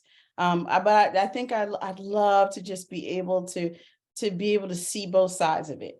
Mhm. So that kind of, I look at maybe traditional as maybe being able to have a team that's with me while books are out, versus it can be a very lonely thing just being independent, where you're running everything, you run the show, but you don't have somebody there that's kind of checking on you or seeing how things. And I was like, I'd like to try that. So for my next book, I'm going to try to definitely go the traditional route. So do we know when that next book will be? Well, right now, I have a book called A Christmas Kiss, because I wanted to write a holiday book. Okay. And now you know how long it takes. Right. So this is for next Christmas. Exactly. And not this Christmas, but next Christmas. So it's currently at the editor. And I was just talking to my editor about that. Shout out to Tia. Hey, Tia from Cook Publishing. But she's working with the book. And I would love to be able to get that through traditionally if I could. But we'll see what God says about it. Well, there's a couple of new publishing opportunities from people that have been on the show. Entice has a new imprint with Kensington called Black Odyssey Media. They're looking for books. They're signing people. And it was another guest that we had on. Her name is escaping me. She just started a literary agency. She just started with the literary agency. Do you remember, Rhonda? I can't. Let me look. Because I do want to let me see if I look at my book. If I look at my book, it's been in the last 6 weeks or so. Let me see who she was. Oh, Michelle Lindo Rice. Okay. So look her up on Facebook. Her Michelle has 2 L's, and it's Lindo-Rice. And she just recently became signed with a literary agency where she's signing people, looking for people to sign. Okay. So for you and for those watching, those are 2 opportunities if you're looking to get signed with somebody. Thank you. Thank you. I appreciate that. And they're more in the traditional realm. Oh. They're not like boutique publishers. They're more in the traditional. Yeah. Publishing. They're not like a hybrid. No, Right, No, yeah. they're not. So, so you have your Christmas Kiss you're working on, Mm-hmm. and what are your goals, like your short-term goals for what do you want to do with the KL Gilchrist brand? I would like to branch out actually into writing screenplays, believe it or not. Okay. Because I like story is story, no matter how you do it. And one of the things that I've been noticing is, well, everybody knows, is that these streaming services are just exploding. Yeah.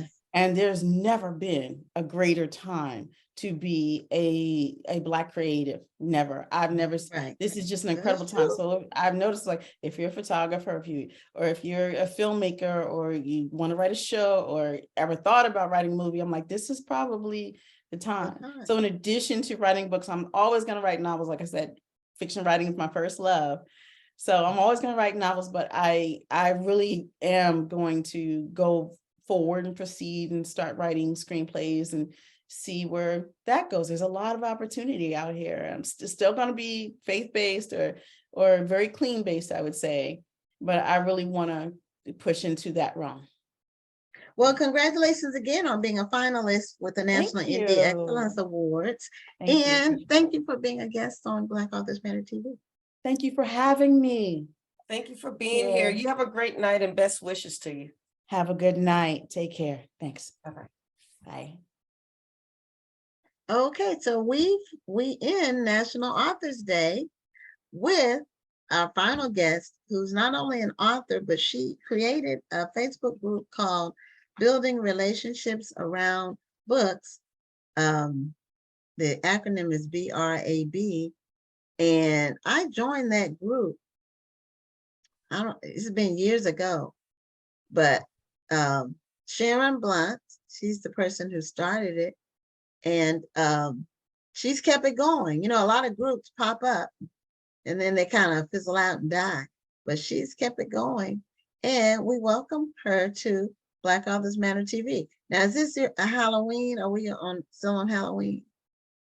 You're not coming through. We can't see your face. It's a ghost. It's the ghost It's of a Christmas present. ghost. Do you have a green screen, or because we can't really see you?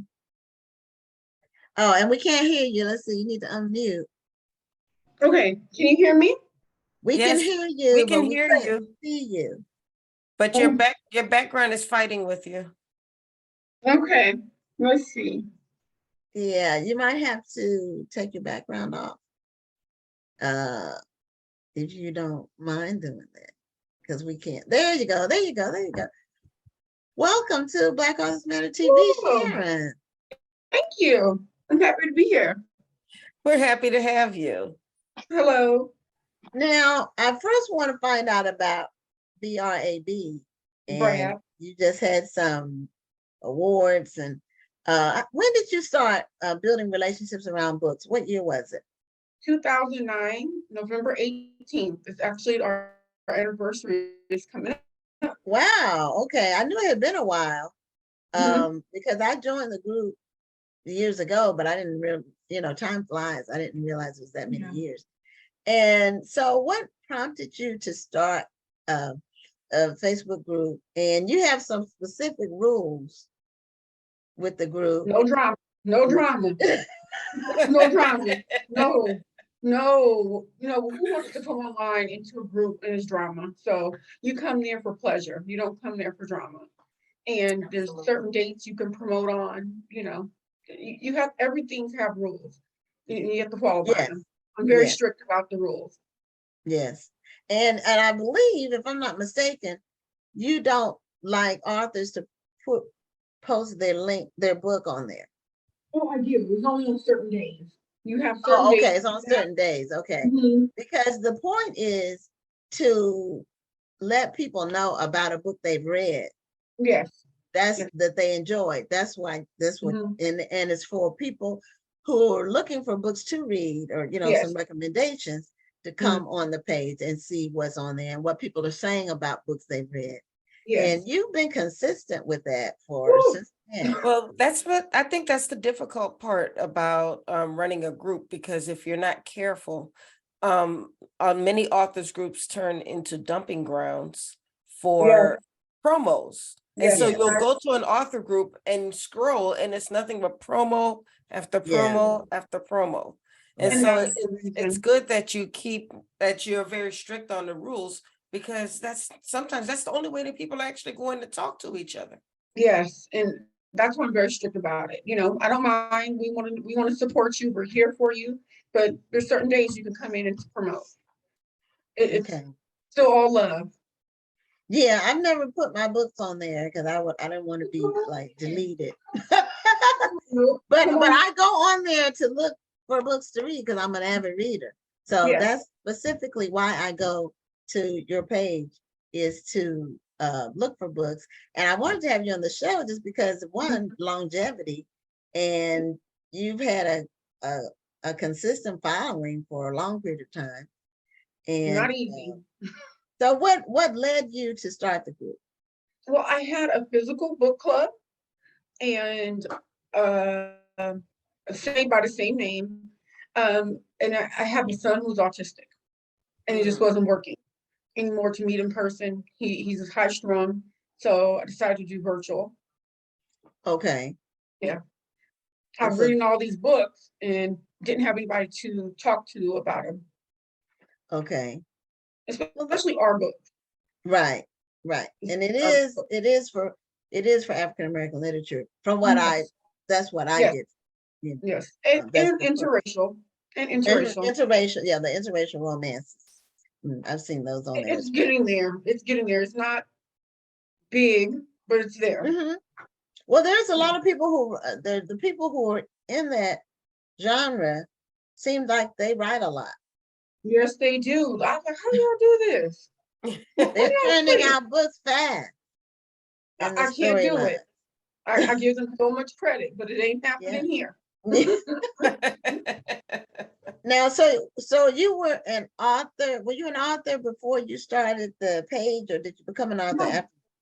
Mm-mm. Oh, okay. I was a reader. I became an author Okay. as time went on. I'm just Okay. 4 years now. 4 years I've been a published author. Okay. All right. Well, that's, it's, I guess all the books that have been posted over the years is a great motivator. Yes, it is. And then you have authors that motivate me to come on, Sharon, write. And I finally did it. Okay. So what type of books do you write? Do you have a genre that you? Well, Okay. I was categorizing my books as romantic comedy, but my editor says, no. You don't follow the rules for romantic comedy. So I write comedy drama. Okay. Yeah, I write comedy drama. Okay. All You're right. gonna get it all. You're gonna laugh and then you're gonna cry. And you're gonna be like, what is going on here? Now, wait a minute. Now, what are some of the rules that you need to be following for romantic comedy? It's lighthearted. And Oh, my you're books not are not lighthearted enough? No. Yeah, I put some realism in all of my books. Okay. You gotta have it in there. So I don't follow the rules, but it's okay. I'm a self-published author, so I can do that. Well, and that is one of the benefits of being self-published. You still have to follow like standard rules of English and all Yes. that, but Mhm. you can take some liberties with your work that Yes. a traditional publisher would tell you, oh, well, this won't sell, or we can't publish this, or Mhm. you wouldn't have enough traction with it, or whatever, their reasoning is. They Mhm. business with them. Whereas with the author, you may be wanting to get a message out, even with fiction. Yes, I do. Each book have a little something I want to get across. If it's mental health issues, if there is, I have a book about we don't like to go to counseling, and I put that in a book about us going to counseling. Each book will have us going to counseling. Oh, okay. Just to put it out there, it's okay. We all can use a little bit of counseling. Yeah, I mean, we all can talk to somebody Mm-hmm. about something. When I was when Rhonda and I were in Philly, I talked to her about some stuff. Oh, and congratulations on your event. It looked nice. Oh, it Oh, was it was a really great nice. event. Yeah, it looked I- beautiful. So we have a congratulations on your event. ton of pictures, a ton of just because when I post about like a particular person, Mm-hmm. I want to have all of the pictures about the About that them. person that were taken Mhm. about them from the weekend. And so looking through 300 pictures just to match everything up and then some of the authors, I can't remember who they are. So, because we had over 100 authors, so I had to send Oh. emails to people to say, who is this? So Mhm. some of them, fortunately, they had name tags. So the photographer did an amazing job and I could zoom in and see what their name was. So that was helpful, but I'm still going through pictures. And I'll be posting pictures probably to the end of the year for the I'll be festival. waiting. I love looking at the pictures. I'm Yeah. Rhonda. Hi, Rhonda. Nice to meet you. No, I'm just And I messing with Gwen. What did I say? No, she said she couldn't remember all the names of the people in the picture. Oh, So well, I said, I got some of you, and the ones with Bakari, I was able to get all of those. Karen Yeah. took more. He took more pictures with Karen in them. So Oh, I have maybe 20 pictures with Karen Parsons and the people that she took pictures with. So I'm still making sure because when I post, I want to all be in one post. Yeah. And so, I want to kind of tell a story, and then It put looked links and nice. stuff. It So, looked nice. Like you guys had a great time. well, thank you. We did. It's very Yeah. exhausting, but we did. Last week's show, we had technical problems, but I was so tired, and Rhonda, we were both tired. So it was like, we don't want to look tired. So maybe it was, all for the best. right. Because, it is exhausting doing it, but Yeah. it was a great labor of love. Now you, Mm-hmm. was about the building relationships around books, and what does it looks like people post pretty regularly. Yeah. We have been fortunate to have people still come in after all these years and after all the groups. You know how Facebook changed the group. Yes. Really fortunate to have people still come in and post and attend our book chats. Okay. Yeah. It looks like it's because I still go to the page and look at books, and I comment on it's because somebody will post and say, has anybody read this book? And they'll ask, people about what did they think of Yeah. it. And so, and I look at the comments. If I read the book, I'll comment. And so Well, I'm we still, appreciate you. yeah, I'm still engaged on there. And it's not all the time, but it's regularly, Now, As long as you're there. Is this a group where you only let people in at certain times, or can people join at any time? Only when it's time to vote. When it's time for the awards, people all want to come on in and vote. Okay. So we don't let people in for 2 weeks while voting is going on. And then Okay. that's about it. Yeah. Usually all year round, we let people come on in. Okay. As long as And you're not with the drama. You just had some awards that you gave Yeah. out. Now, is that Yeah. something you do all the time? Because Every year. my first time single seeing year. it was this year. Really? Every single year. Okay. For the last 10 years.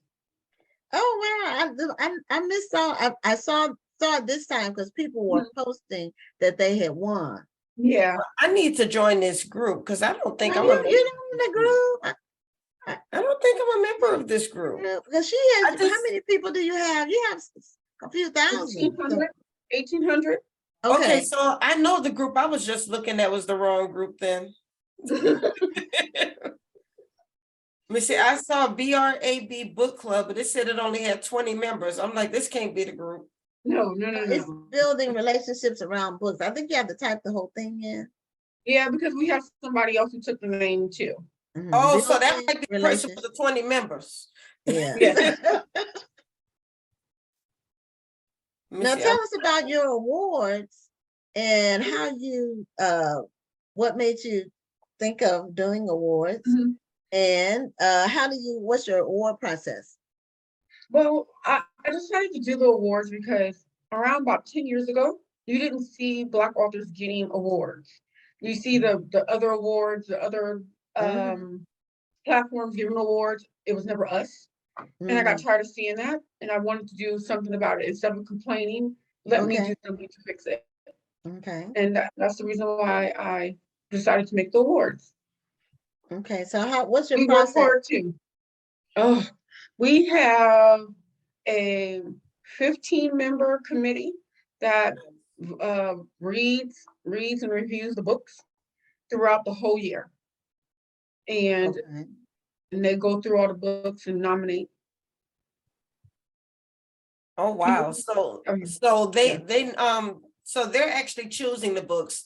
This isn't a case where people can submit their books for an award? Only for book cover of the year. Okay. Only for book, and it's free. The reason why I don't do it that way, because I don't want to charge. Mm-hmm. And you usually have to charge money, and I don't want to do that. Yeah, No, you that makes do, sense.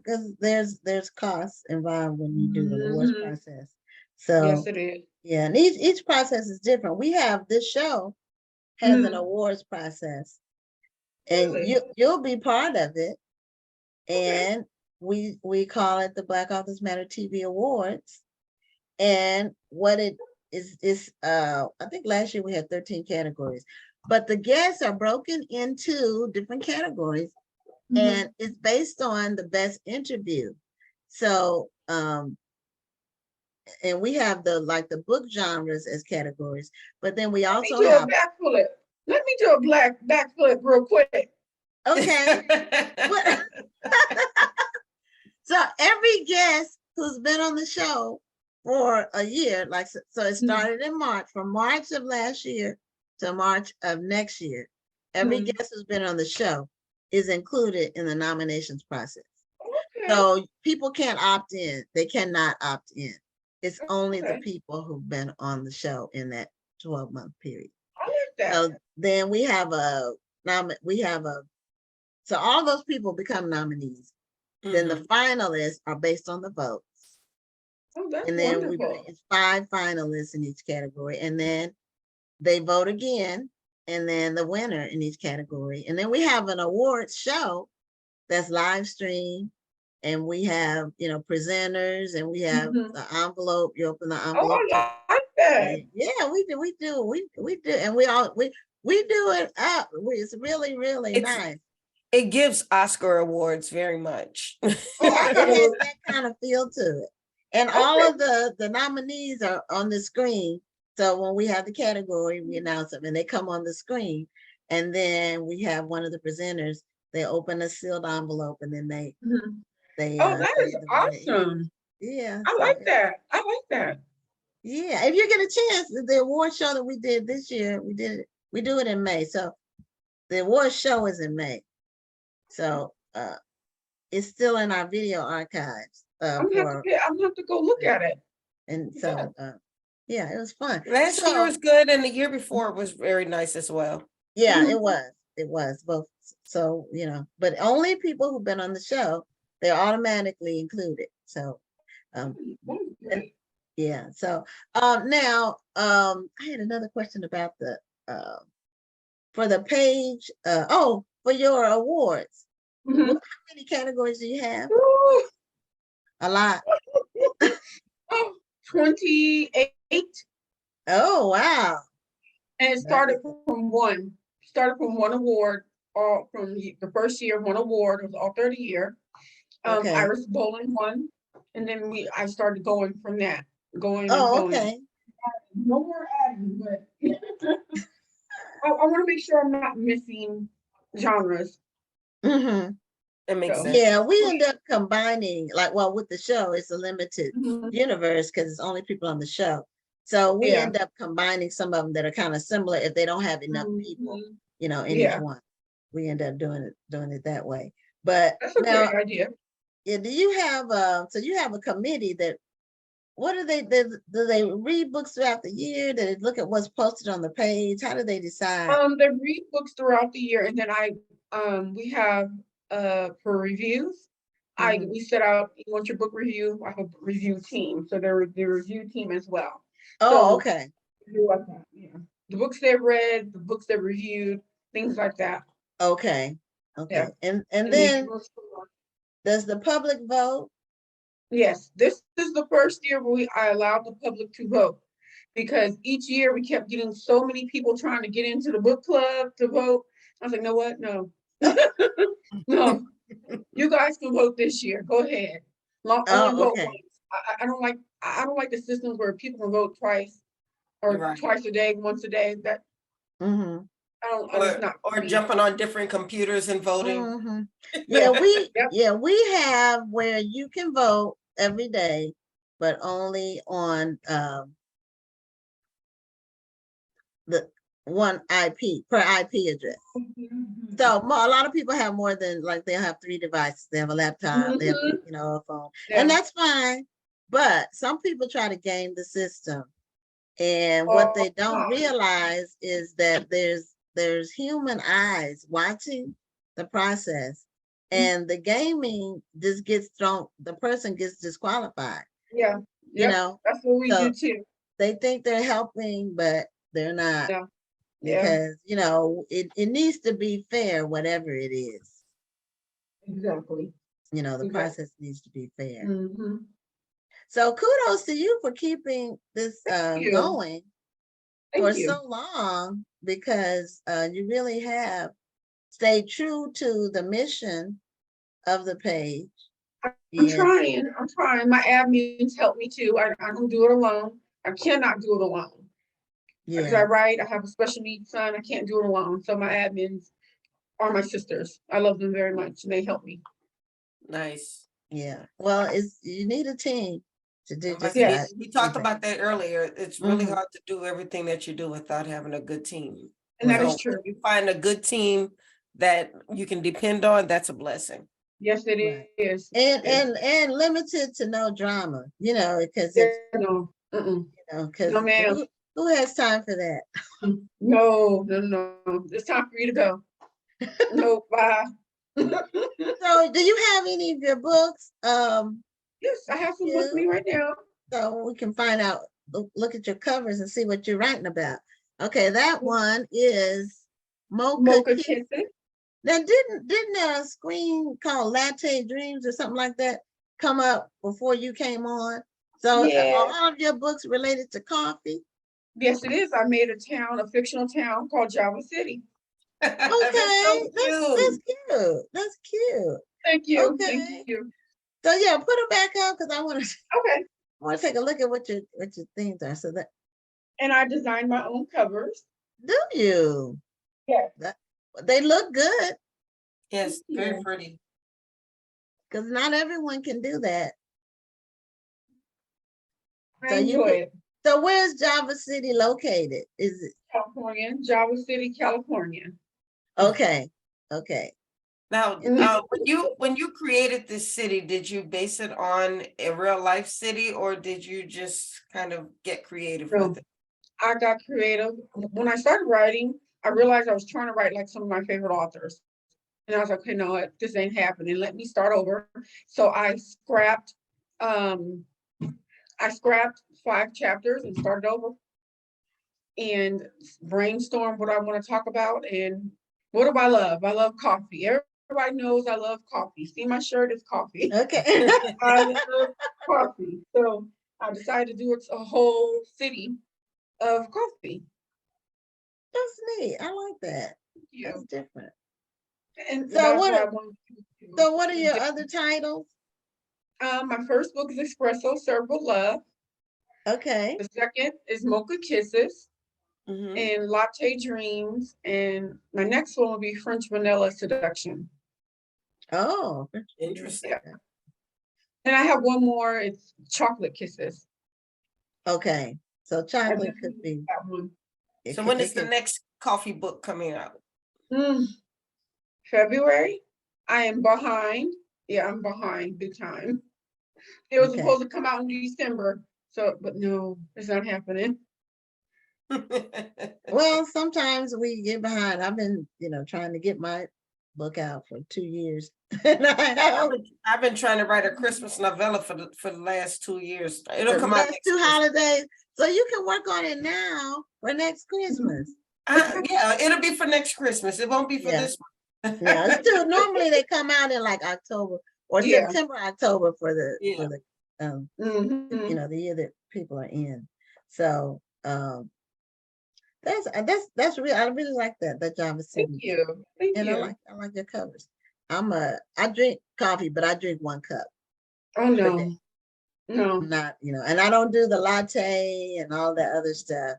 I just drink coffee with Really? cream and honey. I put honey in my coffee instead of sugar. I only put honey in my tea. Yeah, me But too. honey, once you do it through about 2 or 3 times, you'll adjust to the taste. Really? I might have to And try it. it's I'm gonna try much it. better than sugar. And I don't do sugar substitutes. Oh, I do. So, yeah, I do sugar substitutes only Don't do that. because I feel like when I use regular sugar, I have to use too much sugar. But when I use Mhm. Splenda, I only use One one tea. cup and I'm good. Oh, okay. Try I honey. used to. Try honey. And if it's not sweet enough, put a little bit more honey. You know, Mhm. I don't make it half honey and half coffee. But That's I've just me. been doing honey in my coffee for at least 5 years. I decided to try it one time to see if I liked it, and it was fine. And so that's what I do. Even when I go out and drink coffee, I ask for honey. Sharon, is it Yeah. true? Somebody just put in a chat, they didn't put your business out in the street. Ooh, What? Tony Bonita said that you drink 10 Ooh. cups of coffee a day. Do you? I do about 4. About 4. Okay. Well, I hope you balance it with water. I hope so. That's important. It's important. So do you, what is your, you have any impending plans for building relationships around books? Do you have any things you're Just going to be gonna- doing? We Are you going to be doing on the anything different? 18th, we're going to celebrate our anniversary. Nice. Okay. Yeah, we're going to celebrate our anniversary, and then in December, I want to do a giveaway, a turkey giveaway. Oh, okay. For families, you know, it's hard right now, so I want to help Yes. families think for Christmas. Yeah, turkeys have gone up in price. I'm scared. I mean, I need to go price them again, but about $50 probably. I don't know. You might want to start buying that turkey now and just stick it in the freezer. Don't wait till next month. That's true. I don't get the turkey because we do, you know, we do a family family group. Okay. So I cook most of the food, but I don't do the turkey. So I do everything else, the desserts and the sides. I'm a vegetarian, so I don't eat turkey. Oh, okay. Okay. Mhm. Well, you know, but they have some really good vegetarian dishes now. They do. They Some do. really, really good things. So, well, Sharon, thank you so much for being a guest No, on Black thank Authors you. Matter TV, and continued success with your group. And anybody out there who isn't a member of Building Relationships Around Books, go on there and join the group. Do you have to approve everybody? Do you have to approve Mhm. everybody who joins? Yeah, I'm waiting And on they my have to- approval. They have I got to agree to follow the rules before they get accepted. So congratulations on keeping that going, because Thank you. I appreciate it. and Both I of you. do want to let you know it is beneficial to people because I use it.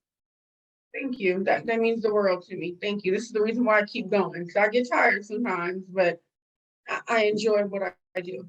Well, keep doing that. Thank you for what you do for the literary community. Well, thank you. I appreciate you guys, what you're doing as well. Thank you. Well, you have Thank a you. great night. Keep doing what you're doing, and I'm gonna see you in these BRAB streets. We sure will. Thank you. All right, you have a great evening. You too. Bye, ladies. Good night. Good night.